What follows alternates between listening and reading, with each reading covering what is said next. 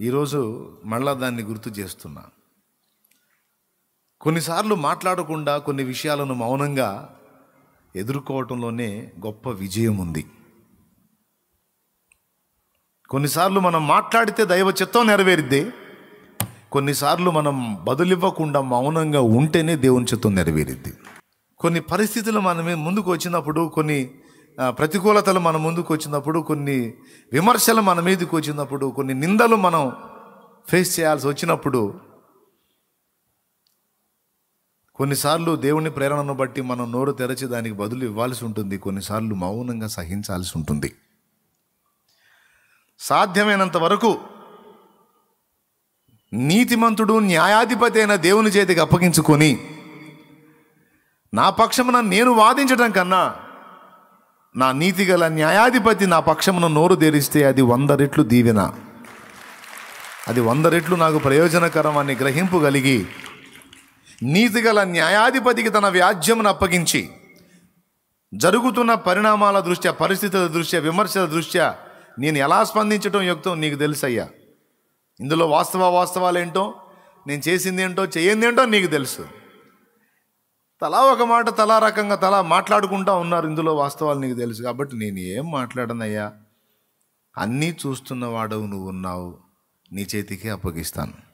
ఇలా దేవుని మీద ఆనుకొని, ఇలా తన వ్యాజ్యమును దేవునికి అప్పగించి ముఖం ఎదుటనే తిరస్కరించబడుతున్నా, నిందించబడుతున్నా, దూషించబడుతున్నా, అవమానపరచబడుతున్నా కూడా సహించుకొని దాటిపోయినవాడు ఏ మెట్టులోకి వస్తాడో తెలుసా? అలాంటి మనసును సాధన చేసిన వాడు ఖచ్చితంగా సింహాసనానికి తగిన వాడు అవుతాడు. ఎందుకంటే నేను చెప్పిన ముగ్గురు కూడా సింహాసనం ఎక్కిన వాళ్ళే. అర్థమైందా? 4వ వాడు దానియేలు కూడా వస్తాడు ఇదే జాబితాలోకి.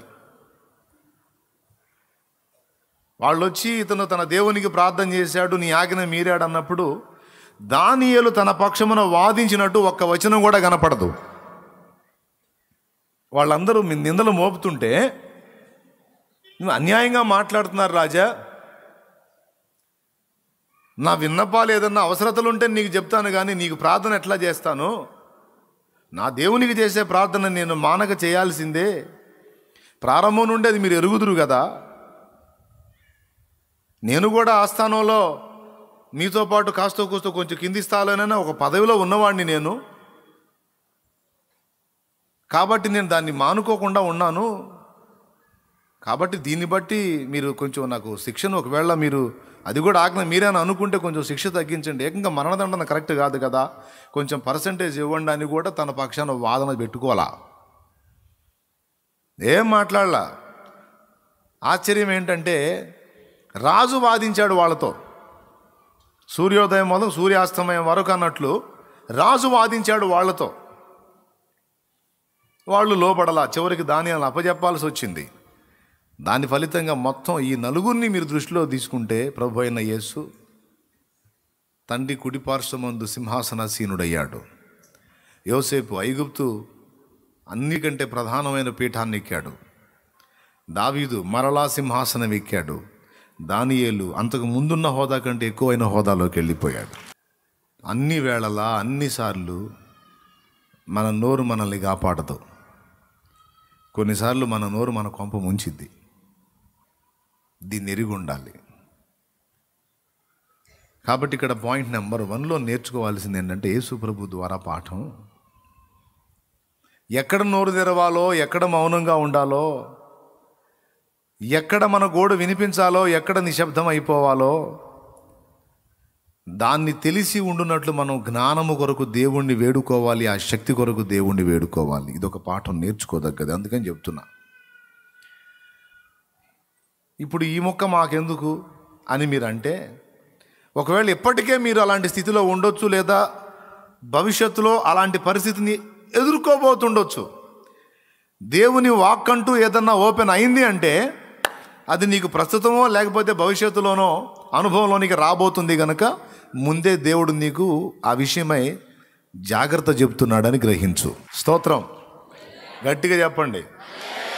ముందే దేవుడు నీకు హెచ్చరిక ఇస్తున్నాడు.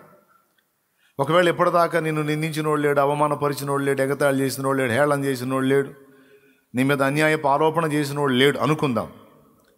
ఒకవేళ భవిష్యత్తులో అది నువ్వు ఎదురైనా నువ్వు స్పందించాల్సిన తీరును ముందుగానే దేవుడు నీతో మాట్లాడుతున్నాడు, గుర్తుపెట్టుకో. ఒకవేళ ఇప్పటికే ఆ అనుభవంలో నువ్వు ఉంటే, అన్యాయంగా నిందించబడుతుంటే, తృణీకరించబడుతుంటే, తేలికపరచబడుతుంటే, అవమానపరచబడుతుంటే, దుర్భాషలు పొందుతుంటే, హేళన పాలైతే డోంట్ వరీ. చూడు, నీ సమాధానం ఏమన్నా ఫలించిద్దేమో అంటే చెప్తే ఉపయోగం. ఏ మాట చెప్పినా ప్రయోజనం లేదు అనుకుంటే ఏం లేదు, మౌనం వహించు, మౌనం వహించు అంతే. ఆ మౌనం కోసం శక్తిని దేవుడిని అడుగు. తల ఒక మాట అంటున్నారు, తగులుతున్నాయి దేవా, కొంచెం నొప్పి కలుగుతుంది, ఎదురు తిరిగి మాటగా మాట అనాలనిపిస్తుంది, కానీ అనకూడదు నాయన, అది తట్టుకోవడానికి నాకు శక్తి నీ తండ్రి. వెంటనే మనం రేగుతాం. అసలు ఒక్క మాట మన చెవికి వచ్చిందంటే ఇక మనల్ని ఆపటం ప్రస్తుతం దేవుడి వల్ల కూడా కాదు. అర్థం చేసుకో తండ్రి, మేమే అంటే వీళ్ళు మాట వినరు తండ్రి, నీకు తెలియదు తండ్రి, ఆగుతండి అని ఎగబడతాం. దానికోసం మనం శక్తి కూడగట్టుకున్నాం కాదు. మన పక్షాన మనం పోరాడేదానికన్నా కూడా ఎక్కువ పోరాడి న్యాయం తీర్చగల సృష్టికర్త చేతికి మన వ్యాజ్యమును అప్పగించుట అనేది ఎప్పటికప్పుడు సాధన ఎంత మంచిదో దాన్ని మీరు నేను అందరూ నేర్చుకోవాలి, అది సహించాలి. నేను గ్రహించా, దాన్ని ప్రాక్టికల్ లైఫ్లో గ్రహించా. రగిలిపోయింది, ఒక్కొక్కటి తోలు తీయాలనిపించింది నాకు, అన్యాయంగా అన్యాయంగా అన్యాయంగా. ఒక హాస్యం చెప్పన, పాస్టర్లలో కూడా కొంతమంది సేవకులను నిందించకూడదు, కానీ సేవకుల్ని నేను నిందించను, కానీ సేవకులము అని పేరు చెప్పుకుంటున్న పండిత పుత్రులు ఉన్నారు, పండిత పుత్ర ఉన్నారు. వాళ్ళని గురించి నేను నవ్వుకుంటా, ఊరి ఇలాంటి మెదడు పెట్టుకుని, ఇలాంటి మైండ్ పెట్టుకుని మీరు ఎలా సంఘాలు కట్టారు, అసలు ఎలా సేవ చేస్తున్నారు, మీ సేవ ఎట్ట తగలబడింది అర్థమైపోయింది. వాడి పనితే వాడి మా తొందరపాటును బట్టే సేవ కూడా తగలబడింది. అట్టనే చేసేదేముంది, ఆవేశం ఎక్కువ, ఆలోచన తక్కువ. వ్యధవల్ని వ్యధవలుగానే ఉండని. దేవునికి స్తోత్రం. అనవసరంగా వ్యధవల పేరు నీ నోట ఉచ్చరించి వాళ్ళని మొనగాళ్ళని చేయొద్దు అన్నాడు. థ్యాంక్ యూ లార్డ్ అని నేను మౌనం అయ్యా. నా బిడ్డలు నోరు తెరిచారు, ఎవడికి జరగాల్సిన న్యాయం వాడికి జరిగింది. మళ్ళీ అన్నా కూడా నేను మౌనంగానే ఉంటా, మళ్ళీ ఎవడికి జరిగే న్యాయం వాడికి జరుగుతూనే ఉంటుంది. నేను ఇప్పుడు మీరు వాళ్ళ నోళ్ళు మూపిస్తే శిలలు కేకలేస్తాయి అన్నాడు. ఇక నేను నా గురించి నేను వ్యాజ్యం ఆడుకోదలుచుకోవాలా. బ్రెయిన్ బాగా పనిచేసినోడు, మనసాక్షి బతుకున్నోడు అసలు నేను చెప్పిన దానిలో వాస్తవికత విషయం ఏంటనేది గ్రహించి అందులో ఆత్మల కొరకు, అన్యజనుల రక్షణ కొరకు నాకున్న భారం ఏంటో అర్థం చేసుకుంటే ఖచ్చితంగా వచ్చి వందనాలు చెప్పిపోతాడు.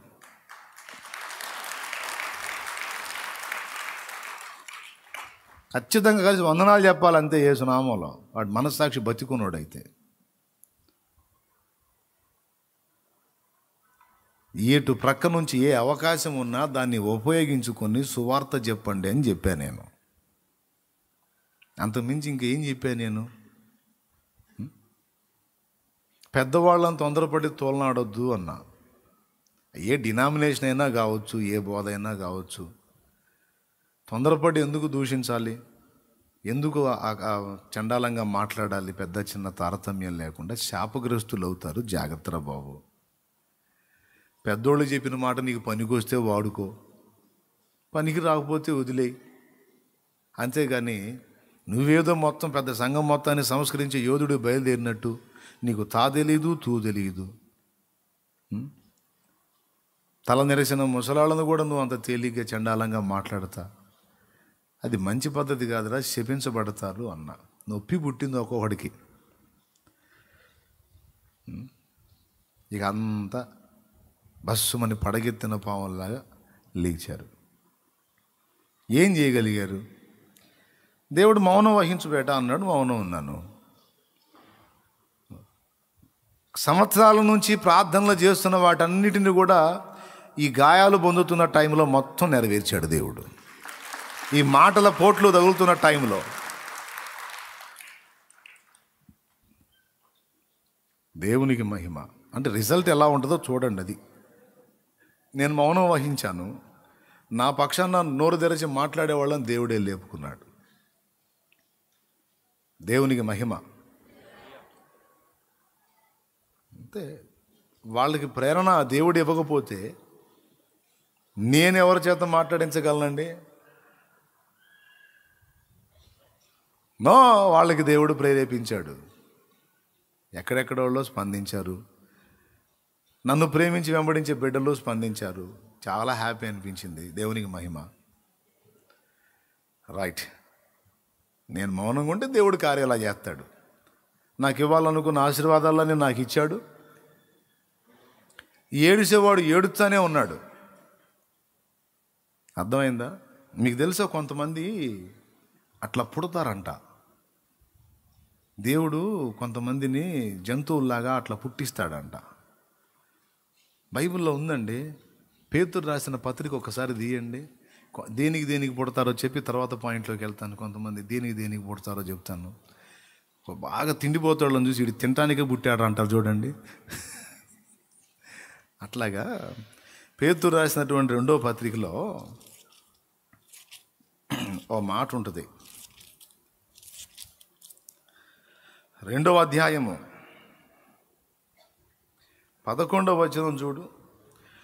దేవదూతలు వారికంటే మరి అధికమైన బలమును శక్తియు గలవారైనను. చూడండి 10వ వచనం నుంచి చూడండి. 2:10 2 పత్రిక. భక్తులను శోధనల నుండి తప్పించుటకును, దుర్నీతి పరులను, ముఖ్యముగా మలినమైన దురాశ కలిగి శరీరానుసారముగా నడుచుకొనుచు ప్రభుత్వమును నిరాకరించుచు శిక్షలో ఉంచబడిన వారిని తీర్పు దినం వరకు కావెలో ఉంచుటకును ప్రభు సమర్థుడు. వీరు తెగువ గలవారును స్వేచ్ఛాపరులను అయి మహాత్ములను దూషింప వెరవకయున్నారు. దేవదూతలు వారికంటే మరి అధికమైన బలమును శక్తియు గలవారైనను ప్రభు ఎదుట వారిని దూషించి వారి మీద నేరము మోప వెరతురు. వారైతే పట్టబడి చంపబడుటకే స్వభావ సిద్ధముగా పుట్టిన వివేక శూన్యములకు మృగముల వలె ఉండి తమకు తెలియని విషయములను గూర్చి దూషించుచు తమ దుష్ప్రవర్తనకు ప్రతిఫలముగా హాని అనుభవించుచు తాము చేయు నాశనముతోనే తామే నాశనము పొందుదురు. దీన్ని రౌండ్ కొట్టుకోండి. అర్థమైందా? దేవుడు ఏర్పరచుకొని వాడుకుంటున్న పాత్రలను దూషించే వాళ్ళందరి గతి ఇది. అర్థమైందా? దీన్ని అండర్లైన్ చేసుకోండి. ఈ ఇక్కడ ఏమన్నాడు? జంతువులు ఎందుకంట వివేక శూన్యములకు మృగములు పట్టబడి చంపబడుటకే నియమించబడ్డాయి. అట్లాగా వీళ్ళను పోల్చి చెబుతున్నాడు. వీళ్ళు కూడా ఆ పనికే పుట్టింపబడ్డారన్నమాట. ఏం పనికి? మహాత్ములను దూషించే పని, వాళ్ళని ద్వేషించే పని, వాళ్ళని విమర్శించి వాళ్ళని వ్యంగ్యోక్తులతో మాట్లాడి వాళ్ళకి హాని చేసేటువంటి పని, ఈ దరిద్రుల పని. దేవునికి స్తోత్రం చెప్పండి. అట్లాగే వీళ్ళు ఎందుకు పుట్టారు? దూషించడానికి పుట్టారు ఈ దోషకులు. చివరికి తమ నాశనంలో తామే పడుటకు పుట్టారన్నమాట. అట్లాగనే అచ్చంగా ఏడవటానికి పుడతాడు ఒకడు. వాడు బతుకంతా ఏడుపే. వాడు బతుకంతా ఏడుపే. తింటంటే ఒక్కొక్కడు ఎదురు కూర్చొని ఏడుతుంటాడంట. తింటంటే ఎదురు కూర్చొని ఒక్కొక్కడు ఏడుతాడంట. మామూలుగా తింటలేదని. అప్పుడు ఏనంట, ఇంకా అతను ఏయమ్మా అంటాడంట. ఇంకా అతను పోయి ఆ పాయసం ఇంకా అత్తయ్యమ్మా, ఆ లడ్డు ఇంకోటి పెట్టు. ముందు తినడానికి ఏడిచేస్తున్నాడు వాడు. చేయగలిగింది ఏం లేదు. అందరూ ఏడుతున్నారు, నువ్వు ఏడవద్దు. ఏడుపు గట్టాలు నీకు ఎదురైనా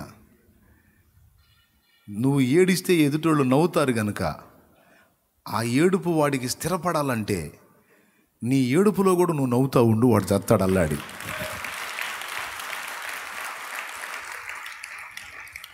దేవునికి స్తోత్రం కలుగునుగాక. అర్థమైందా? నీ ఏడుపు చూడాలని ఎదురు చూసేవాడికి వాడి ఆశ తీరనివాకు, తీరని ఆశగా వాడు ఏడుస్తానే ఉండాలి. ఏడుపు వాడిది, నీది కాదు. నిన్ను చూసి ఏడ్చేవాడిది, ఏడుపు నీది కాదు.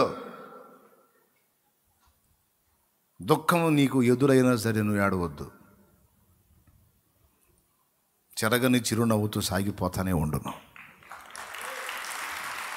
ఇలాంటి పరిస్థితి వచ్చిందా ఈడు ఏడవడైందిరా, ఈడు ఏడితే చూద్దామని ఉండరా నాకు అంటారు ఒక్కొక్కడు. చివరికి ఏడవడైందిరా అని వాడు ఏడవాలా. ఎప్పుడు ఎడుతారో ఈడు ఏడవడైందిరా, ఏడవదేందిరా అని వాడు ఏడవాలా, నువ్వు ఏడవాలి. దేవునికి మహిమ. ఏడిస్తే యేసయ్య పాదాల ముందు ఏడు, అంతే. ఈ ఏడుపు కొట్టు రకాల ముందు గంభీరంగా నవ్వుతా తిరుగు. నేను అంతే ఏడిపించా. బస్సమ లేచారు అందరు కలిసి, కోటాలు మొదలుపెట్టా. అప్పుడు స్తోత్రం, బస్సమ లేచి అందరూ కలిసి ముకుమ్మడి దాడి, అబ్బా దొరికాడ్రా వేసేసేయాలరా అన్నట్టుగా అందరు దాడులు మొదలు పెడితే నేను మందిరాలు ఓపెనింగ్లు మొదలుపెట్టా.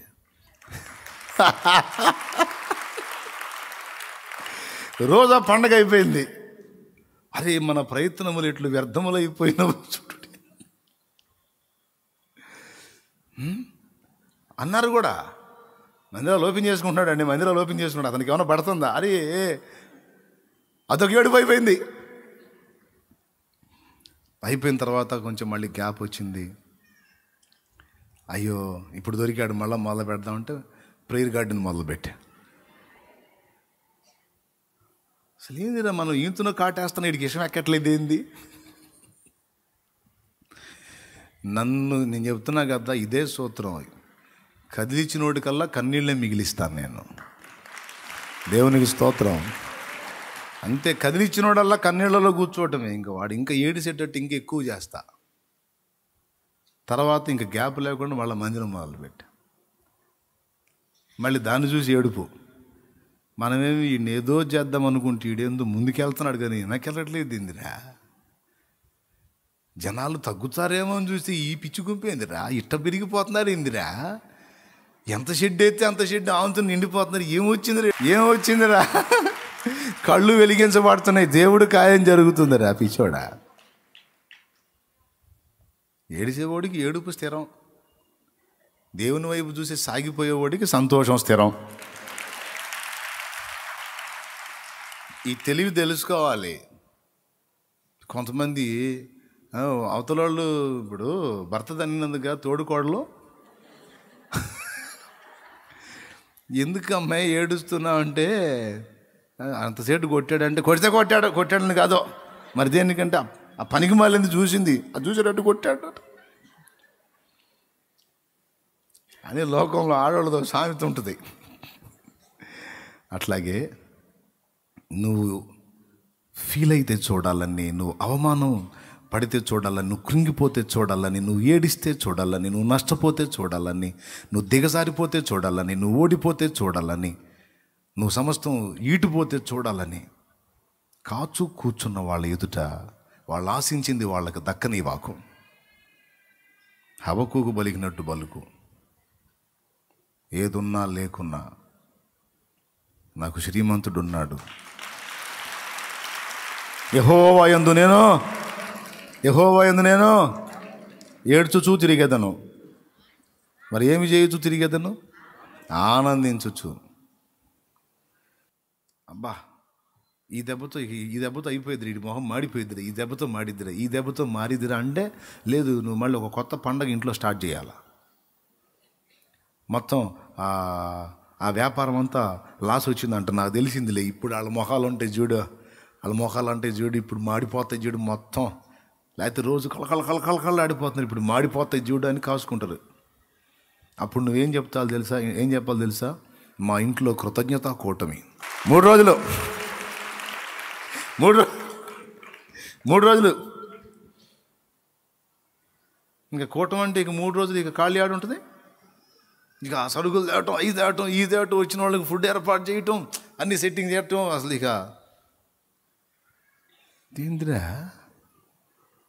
ముఖాలు మాడిపోతాయి అంటే వెలిగిపోతున్నాయి, కళ్ళ వెలిగిపోతున్నాయి. ఏంది సైకోల్లాగా ఉన్నారు ఏంది వీళ్ళు, ఏడవలేందిరా.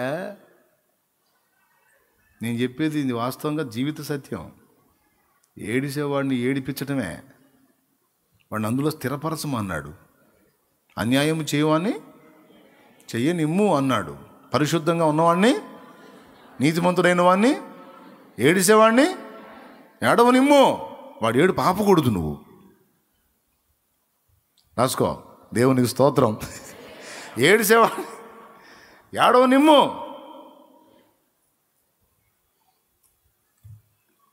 నేనేం లేదు, నేనేం నోరు తెరవలా, మాట్లాడలా, నవ్వుకుంటా ఈ పనులన్నీ చేస్తూ ఉంటే పిచ్చెక్కింది ఒకడికి. ఎత్తి నోరు కొట్టుకున్నారు. చిరునవ్వుతో సాగిపోయా. నా పాటలు ఆగలా, నా మాటలు ఆగలా, పరిచర్య ఆగలా, ఇంకా ముందుకు దూసుకెళ్ళింది. గడిచిన సంవత్సరాల కంటే ఇంకా ఎక్కువ ఆత్మల రక్షణలోకి వచ్చినాయి. హల్లెలూయా. ఎందుకంటే మౌనంగా అప్పచెప్పాను, ఆనందంగా సాగిపోయాను. ఇక ముందుకు నువ్వు అలాగనే సాగగోరాను. ఇక అంతకుముందు అప్పుడప్పుడు చూసి ఎవరు ఏం స్పందిస్తున్నారు అనేది చూసాను. ఇప్పుడు ఇక అది కూడా పక్కన పెట్టా. ఇక ఎవడేమన్నా నాకు వినపడవు. దేవునికి స్తోత్రం. ఇక వాడు కొట్టుకోవటమే, కుయ్యో మొర్రో వాడు మనకి వినపడవు.